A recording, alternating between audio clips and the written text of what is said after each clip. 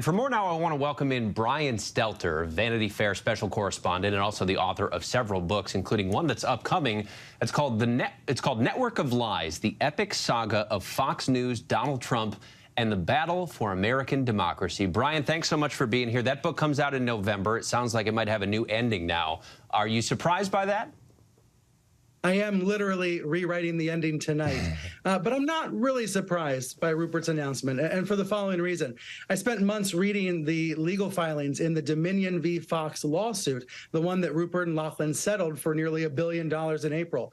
And through those emails and text messages, you see that Rupert Murdoch has been sort of semi-retired for a few years. You see that he's been giving up some of his power, and frankly, he was acting more like a passenger than the driver when he was dealing with those 2020 election lies in the wake of Trump's loss and Biden's win. So this announcement, I think it confirms what has been happening for a while, which is Rupert Murdoch no longer the swashbuckling media mogul that was feared by his rivals. He's much more now in the passenger seat, and Lachlan's taking real charge. So kind of maybe this transition's been happening a little bit without it being formal for quite some time now. I do want your reaction, Brian, to a couple of points that Rupert Murdoch made in his letter to employees announcing this decision. At one point he wrote, quote, "Our companies are in robust health, as am I. Our opportunities far exceed our commercial challenges." How healthy is his empire? It has seen better days, quite frankly. But Rupert Murdoch did a very wise thing about 5 years ago. He sold his movie studio and some of his other channels and assets to ABC's parent company, to Disney. That was a very well-timed deal by Rupert. It helped Disney with the streaming wars, and it moved Fox out of this really difficult marketplace for smaller media companies. Now, of course, they still own Fox News, and News Corporation still owns the Wall Street Journal and other newspapers. Some of them are having a strong transition to the digital age.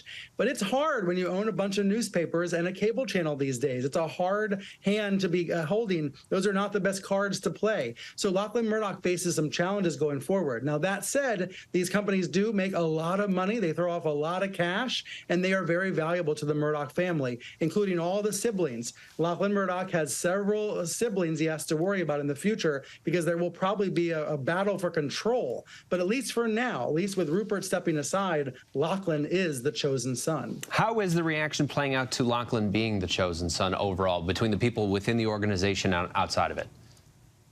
I think this was in many ways expected. Now this is confirming what has been the case for several years. But Lachlan Murdoch is still a bit of a mystery.